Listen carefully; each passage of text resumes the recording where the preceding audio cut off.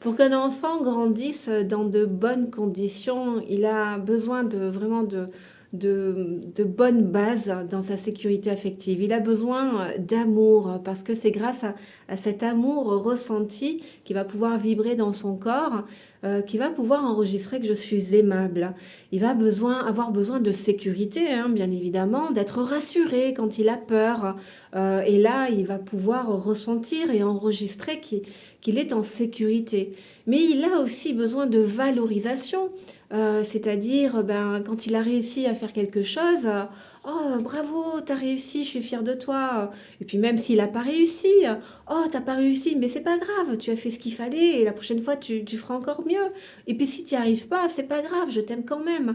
Enfin tu vois, il a besoin vraiment de ces valeurs essentielles pour pouvoir vibrer dans son corps qu'il est aimé tel qu'il est valorisé et qu'il est en sécurité. Et grâce à ces valeurs essentielles, voilà, il va construire une bonne sécurité interne et il va grandir, arriver dans le monde adulte bien sécure. Donc, en principe, les choses iront bien pour lui.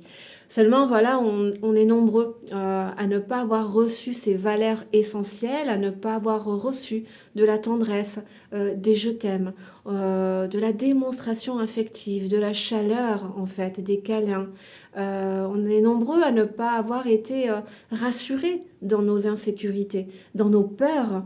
On a tremblé nos peurs dans notre structure et pour le coup, on est dans de l'insécurité et c'est pour ça que on va devenir contrôlant hein, avec cette insécurité, dépendant avec le manque affectif. Et puis aussi, si on a manqué de valorisation, hein, si on n'a pas été assez valorisé, il y a vraiment, on peut enregistrer ce sentiment de ne pas être aimable, de ne pas être digne de l'attention de l'autre, de l'affection de l'autre. Et puis là, pour le coup, on va s'oublier, puis on va faire pour avoir cette nourriture affective, tu vois, pour avoir de la reconnaissance. Et ça, le passé, il est tel qu'il est. Hein. On est bien d'accord qu'on ne peut pas le changer si ce n'est la perception, voilà, qu'on peut avoir de ce passé. Et puis, comprendre peut-être, je sais que ce n'est pas toujours évident, mais comprendre que, voilà, que nos parents avaient eux-mêmes leur propre névrose, ils avaient eux-mêmes leur propre trauma. Ils avaient eux-mêmes leur propre niveau de conscience et parfois ils n'étaient pas en capacité de nous apporter cet amour, cette valorisation, cette sécurité, hein, de nous rassurer dans la mesure où eux-mêmes dans leur enfance ne l'ont pas été. Donc pour le coup, pas pour tous évidemment, hein, parce que d'autres vont réagir et puis faire autrement, mais pour nombreux, ils restent dans ces postures-là. Et du coup, voilà, on peut juste changer notre perception, comprendre que nos parents ont fait comme ils ont pu, voilà, avec leur niveau de conscience. Mais en cela, ça n'empêche que nous, quand on arrive dans le monde adulte, on est quand même dans nos insécurités. Hein, ça, c'est un fait. Et ça nous gâche hein, plus ou moins la vie, hein, la dépendance affective, l'insécurité, voilà, qui va nous faire devenir contrôlants ou perfectionnistes pour avoir de la reconnaissance ou sauveurs. Hein, enfin bon, bref, beaucoup de situations qui vont finalement alimenter notre dualité intérieure et notre mal-être. Euh, Ce que j'ai envie de dire, c'est que si enfant, voilà, nos parents ne nous ont pas valorisés. Enfin, tu vois, quand tu dis à un enfant, bravo, je suis fière de toi, tu vois ses yeux briller et effectivement, là, ça génère plein de perceptions dans son corps que les cellules enregistrent et waouh, je suis aimable, je suis digne, j'y arrive, j'ai confiance en moi, je suis aimée. Enfin, tu vois, quand on ne les a pas ressentis, enfin, il n'est jamais trop tard pour les ressentir. Et toi, aujourd'hui, tout seul, tu peux créer ces perceptions en toi pour développer cette fierté en toi, cette fierté saine, hein, cette fierté par rapport à tes ressources, à tes capacités, oui, à cette capacité d'arriver à faire les choses. Et pour ça, je t'invite vraiment à faire une liste. Tu prends un papier, un stylo et tu fais une liste de défis à traverser. Tu te la colles sur le frigo et puis tous les jours, tu te lances un défi.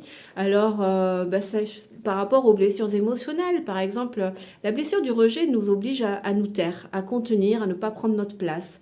Eh bien, ou à ne pas déranger aussi. Voilà, hein, elle a toujours très peur de déranger, la blessure du rejet. Eh bien, tu peux te lancer des petits défis par rapport à cette blessure-là. Ben là, je vais apprendre à dire non, ou là, je vais apprendre à m'affirmer, à prendre ma place, ou là, tiens, ben aujourd'hui, je vais prendre l'initiative d'appeler quelqu'un et de prendre des nouvelles. Tu vois, enfin, de te lancer des défis. La blessure d'abandon, alors il y a ce défaut d'affirmation aussi, hein, par dépendance affective, elle va pas oser dire. Et si elle est vraiment profonde, alors ça, c'est pas pour tout le monde, elle peut aussi nous empêcher à faire des choses seules. Voilà, on va faire, mais qu'avec des amis, qu'avec du monde, tu vois. Donc bah là, c'est de se lancer un défi, d'aller au cinéma seul ou d'aller peu importe, d'aller faire des choses seules, d'aller visiter un musée, d'aller voir un concert, d'aller boire un café en terrasse. Enfin bon, bref, tu vois, de se lancer des défis. Et en fait, à chaque fois que tu vas les dépasser, quand tu vas sortir de cette situation-là, tu vas être fier de toi. Tu vois, même si ça a bougé, même si émotionnellement ça a été compliqué parce que nos insécurités se sont activées, eh bien parce que tu les auras dépassées, à la sortie, tu vas dire waouh, j'ai réussi. Et bien là, tu vois, tu vas faire briller tes yeux tout seul. Tu te rappelles l'enfant à qui on lui dit oh bravo, t'as réussi, il a des yeux qui brillent, ça génère des sensations, des perceptions, il est fier de lui et c'est grâce à ça qu'il enregistre, hein, qu'il a de la valeur, quoi. Eh bien, on l'a peut-être pas vécu, nous, enfants, ça, mais tu peux aujourd'hui le créer. Ce n'est pas foutu, d'accord? Tu n'es pas condamné. Tu peux changer tout ça, il te suffit de le décider, tu vois? On a vraiment l'impression qu'on n'a pas le pouvoir là-dedans. Moi, je me rappelle à l'époque, quand j'ai réalisé que j'avais tous ces conditionnements, toutes ces blessures, elles te composent, mais elles ne sont pas toi. Il y a quelqu'un d'autre derrière. Tu as le pouvoir de changer tout ça, tu vois, en dépassant tes limites, en dépassant tes peurs, en allant vers des choses qui te font du bien et tu vois que tu y arrives. Voilà, tu dépasses tes peurs et quand tu les dépasses, waouh, tu as ce sentiment de fierté. Eh bien, là, c'est à toi-même, par toi-même, pour toi-même, en toi-même. C'est toi qui crée tout ça. Tu vois, parce que peut-être tu as un projet, tu as une envie, les blessures vont t'empêcher de le réaliser. Bon, ben là, tu ne t'abandonnes plus, tu te lances le défi de faire ce que, voilà, ce qui a du sens pour toi, ce qui te fait vibrer. Et parce que tu vois que tu y arrives, parce que ça te fait dépasser tes peurs, tes limites, tes résistances, ça te les fait dépasser. Et parce que tu vois que tu y arrives, je dis waouh, j'ai réussi. Et c'est en ça que toi, tout seul, tu fais briller tes yeux et tu génères ces perceptions dans ton corps, les cellules enregistrent, que le cerveau enregistre. Et tu te rends compte que tu y arrives, quoi. Donc tu vois, c'est jamais trop tard. Même si tu n'as pas reçu ces valeurs essentielles à une bonne construction, à une bonne sécurité interne, à un attachement sécure, ben aujourd'hui, toi, ok, bon, ben faut accepter ce qui s'est passé, voilà, comprendre encore une fois que chacun a fait avec son niveau de conscience. Mais pour le coup, vraiment, prendre la responsabilité de tes blessures parce qu'elles font partie de toi. Aujourd'hui, elles sont là, elles sont en toi. Il faut bien en faire quelque chose.